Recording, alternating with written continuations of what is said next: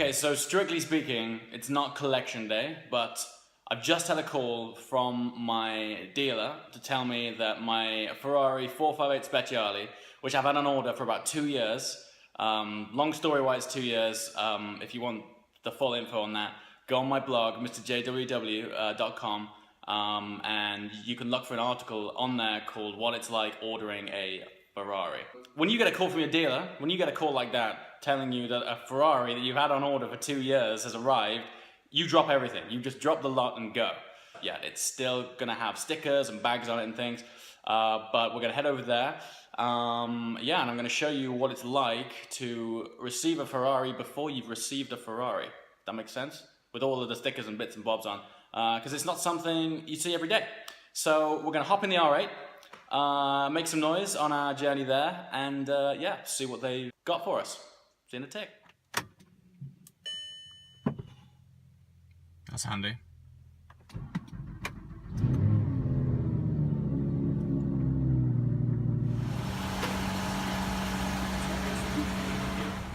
That's great. Thanks very much. Can't collect a Ferrari without Starbucks. I don't know. Oh yeah, real handy. Fuck a bit of car here. Oh, that guy behind me is getting annoyed. There we go. Let's do one. Thank you. Alright man, we are not far away from the Ferrari showroom. We just had to get some fuel and a quick Starbucks fuel stop. And yeah, we're going to be there in a short amount of time.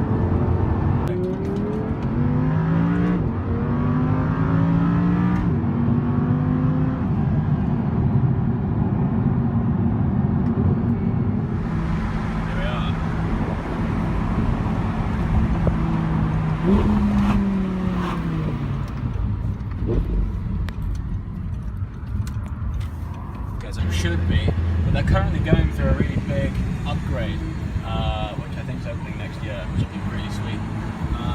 We are going up that bank. Ooh, check out this! Check out this! 997 RS Gen 2. They are rare nowadays, man. Really rare. That's lovely. Anyway, forget Porsche for the minute. Let's go up here, and hopefully we'll see quite a lot of Ferraris.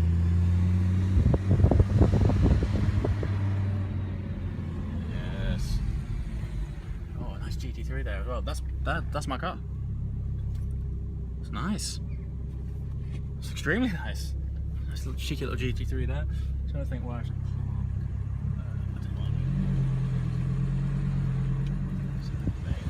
Talking about mine too much.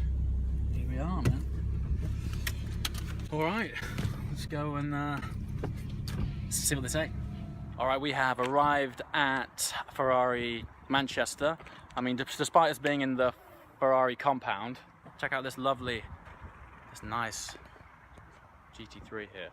Pretty cool. Can't actually see what I'm filming because the camera's facing me, but yeah. We've arrived anyway, and the car is here. So let me show you what it's all about. Oh, here it finally is. It is unreal.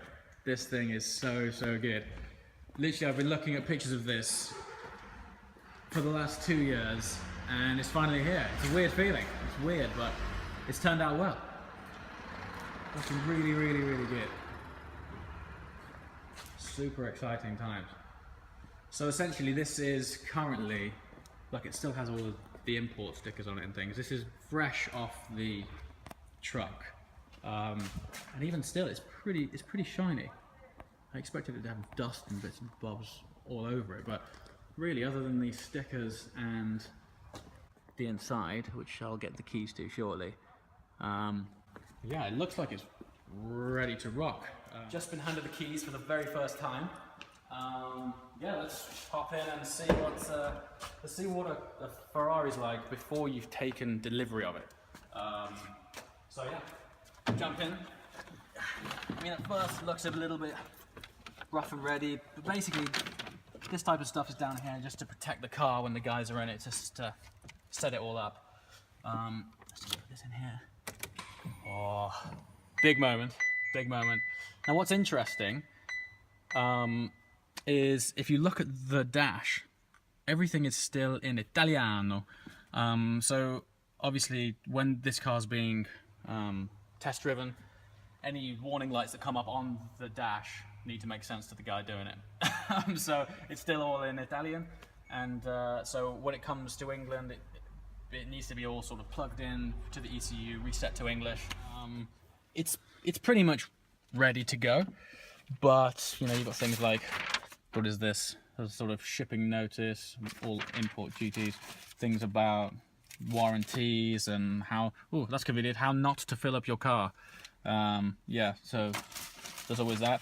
And then everything is kind of protected with all of these covers. It's fairly standard stuff, really. It's not like crazy, but the biggest changes is all of the dash needs turning back to English. So yeah, but here it is. First time in this car. Alright, let's take a look around the front, and more specifically, oh man, that knot stripe has worked out so well. So the body color of this car is Grigio Silverstone, which is essentially graphite grey, and the knot stripe, the outer stripe is Nero, aka black, and the central stripe is what Ferrari call Nürburg Argento, which is just a sort of light silver. I'm not sure if it comes through that well on here. It's not so bad, but in the sunshine, the reflection on this is fantastic. You can pretty much see it there. It's got a really deep sort of fleck in there. So, okay, let's go inside the boot, bonnet, whatever you guys want to call it. This at first looks a bit smaller because of these sort of air vents here, which connect to there. All of this bit here is like an extra section that the standard 458 doesn't have, which at first I thought has reduced the size of the boot, but actually it goes all the way under there, like a little cave. So yeah, boot space is still good. Standard car cover that comes with every Ferrari. Probably never use it, but it's nice. Bits and bobs. Yeah, we've got, oh yeah, one cool thing, which I haven't actually seen yet. We can't, I'll have to undo those, but essentially, with the Speciale being a more sort of stripped out hardcore car, I ordered some custom Alcantara floor mats, which I assume those are. So I'll make an edit here and insert those. So there it is. Yeah, basically we've had some custom Alcantara floor mats made, just so you can take the edge off the sort of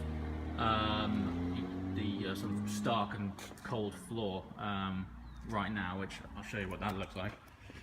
It's kind of, I mean, it's fine on track, you know, having all of this stuff here. But if you're on a long journey, if you're on like a road trip or something, it's nice to have that extra refinement on the foot, as it were. So, and it's good for picking up stones and stuff, because I actually had a 430 Scuderia previous to this, which didn't have any floor mats in it either. And when you got stones in there, they just used to gather, and you get like a little beach, and it used to like swing from side to side. So yeah, basically this is going to collect stones and look cool at the same time. So yeah, it's turned out good. Okay, I had a few requests on Instagram to see the seats. So here they are. So you've got the sort of embroidered prancing horse there, contrast yellow stitching, super bright seat belt, and these sort of wasp-like stripes. So yeah, there's the seats for you.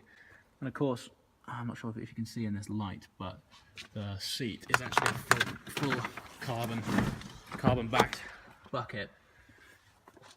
Yeah, the light's not amazing, but the back of the seat is a work of art. It's quite special. And it goes all the way under there, which you can't see because it's too dark. So we'll do that some other time. But yeah, there's the seats. Yeah. Okay, so we're going to have a first look in the engine bay, where there's lots of carbon. Here it is. Oh, I this is so light. This is so much light. So actually, what looks like glass here, this is actually a material called Lexan, which is a sort of heat-resistant sort of plexiglass. And it just makes this thing featherweight. It's all part of the ethos of this car. This is just like some carbon showcase. The outer bays here, these aren't standard in carbon. This is, and I think the airbox is, but everything else that you see in carbon is an extra, which can be a bit pricey, but when you look in the engine bay, it is worth it, man. It's so good in there. I mean, I'm sure it sheds some weight, but really it just looks awesome. So, but yeah, I mean, it's really cool how you've got this sort of stripe matching throughout the whole engine bay there. It's, yeah, it's really good. I get a lot of questions actually about what these things are for, and other than looking really cool, they actually help channel the air down the side of the car. It's just sort of helping with error, and yeah, when you're going ultra fast, these things add up to little differences that basically make the car a bit more stable, but they also look awesome. So yeah, it's good. And again, here, lots more carbon. If you come down here,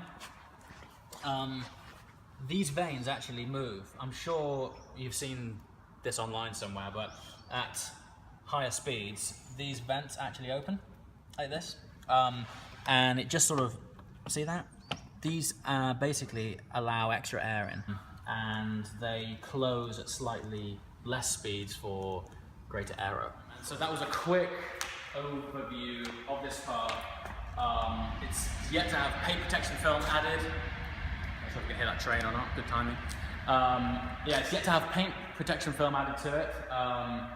That's happening next week, and I have a full paint protection film on this. Obviously with that knot stripe, it'll be sod's law that I drive a mile down the road and a chip will land like half on the stripe, half on the paintwork. So paint protection film next week. They're going to reset the controls back to English. And then, yeah, hopefully we'll have an actual collection day, sort of Wednesday, Thursday next week. Yeah, and then we'll sort of hear it start up and actually drive it, and it's going to be awesome. And I'm not going to sleep for a week now. But yeah, so here it is. 458 Speciale finally arrived, and it's going to be, hopefully you're going to be seeing lots more of this car soon. If I get my act together, we're going to do more films, we're going to hear lots of exhaust stuff, and yeah, arrange some road trips. So yeah, see you then. So we've just seen the car for the first time. It pains me to drive away from it now. I've got to wait another week. Yeah, dealers going through an upgrade. I've got to wait one more week. It's going to paint protection film sort of Monday, Tuesday next week, and then we'll come back and hopefully film some more stuff. We'll film the actual collecting the car, hopefully a handover, go through a few of the car controls, and yeah, take this car for a proper spin. But now, back in the R8, and we're starving, so we're gonna go get some fat burger action. Ciao.